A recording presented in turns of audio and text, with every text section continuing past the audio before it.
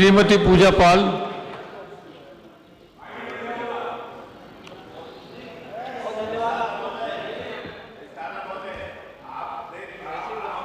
आपने बोल दिया, आपने बोल दिया पहले बुलवाना तो आप बुलवा दीजिए।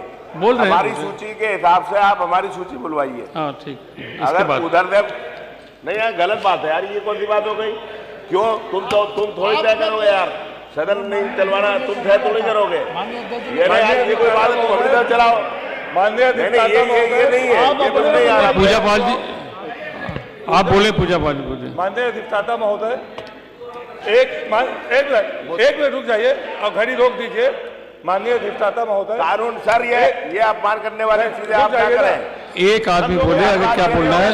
नहीं, हम लोगों को ये नहीं चाहिए। माननीय अधिष्ठाता राकेश जी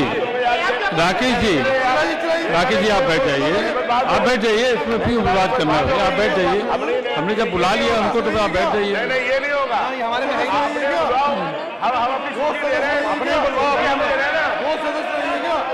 माननीय मंत्री जी आप लोग बैठ जाइए। सूची हम लोग दे रहे हैं,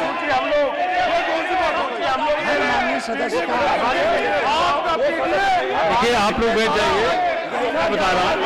एक मिनट सभी लोग बैठ जाइए। राकेश जी आप बैठ जाइए। माननीय मंत्री जी माननीय मंत्री जी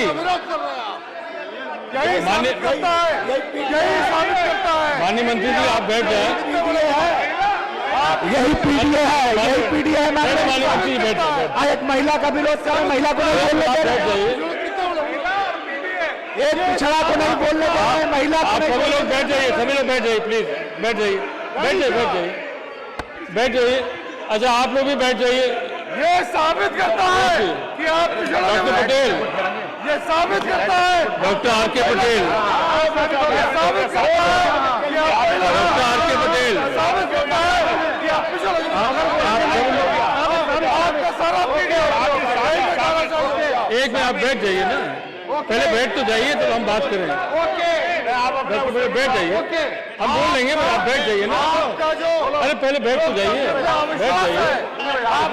राकेश आप बैठ जाइए, आप बैठिए। माननीय मंत्री जी बैठे, आप बैठ जाइए। अरे आप बैठ जाइए, आप लोग बैठ जाइए ना। इतना बोलना सबको है, 11 बजे के अंदर तक सभी लोग को बोलना है। जितने ज्यादा लोग होंगे, जितना छोटे छोटे विवाद को लेके आप बढ़ाएंगे उससे और बढ़ेगा। वो 5 मिनट में बोल लेंगे। अभी 1 मिनट अधिष्ठाता महोदय, मैं आपको बुला लूंगा इसके बाद। भाई महोदय, मुझे हम लोग ऐतराज नहीं कर रहे किसी के बोलने पे जी, आपका अधिकार है, आप बुलवाइए।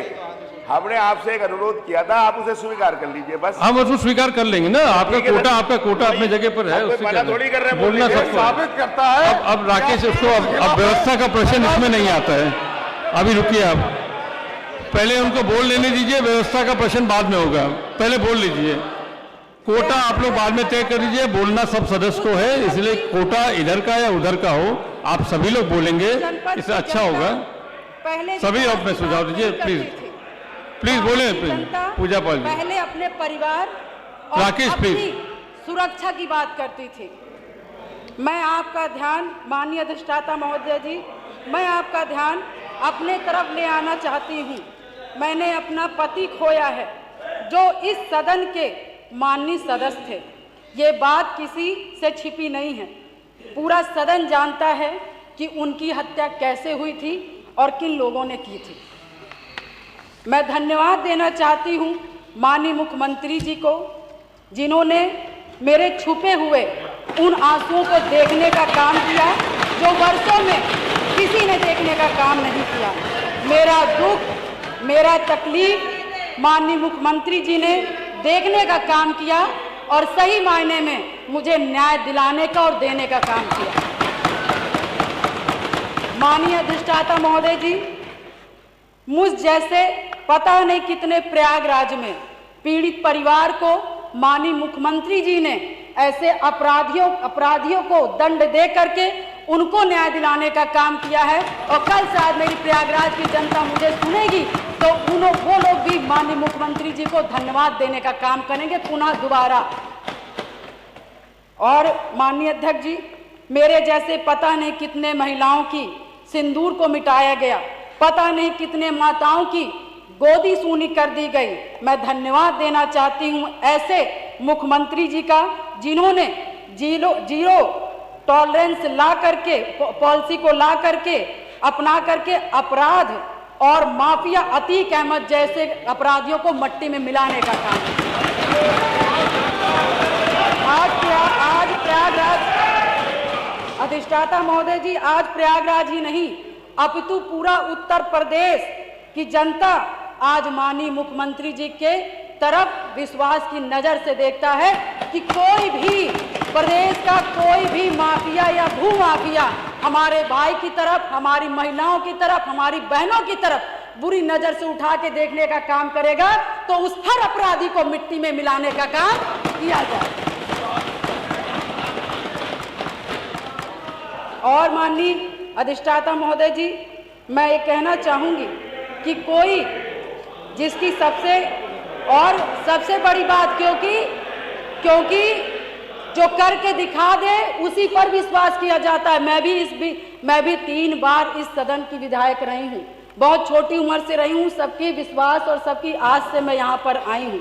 उसी आशा और विश्वास को जब भी मुझे किसी ने दिलाया है तो मैं उसके साथ खड़ी रही हूँ।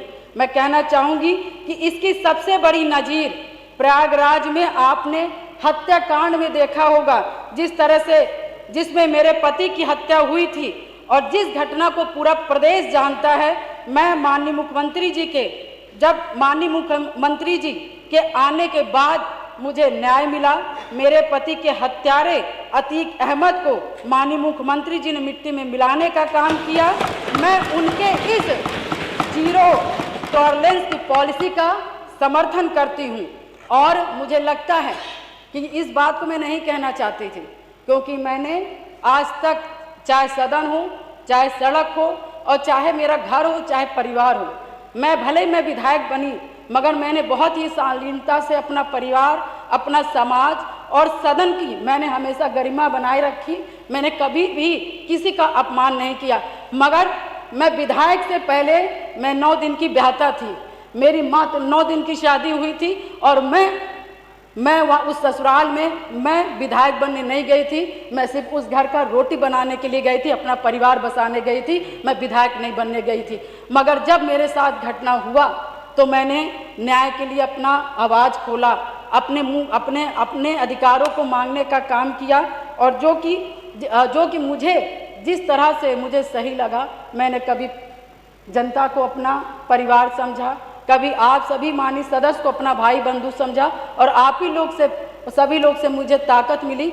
और मुझे लगता है कि प्रयागराज में जो कोई नहीं सोचता था, मैं मिसाल हूँ उन सभी लोगों का, जो कि मैं बहुत गरीब परिवार से, दोनों ससुराल और मैके दोनों परिवार से, बहुत गरीब परिवार से आती हूँ। ना मेरे पास पैसा था, ना गाड़ी था, ना व्यवस्थाएं थी, ना घर में कोई एक आदमी था। मगर धन्य शहर पश्चिमी की जनता ने, जिस पे मुझे विश्वास करके मुझे चुनाव लड़ने का काम किया और अपने पैसे से चुनाव लड़ने का काम किया।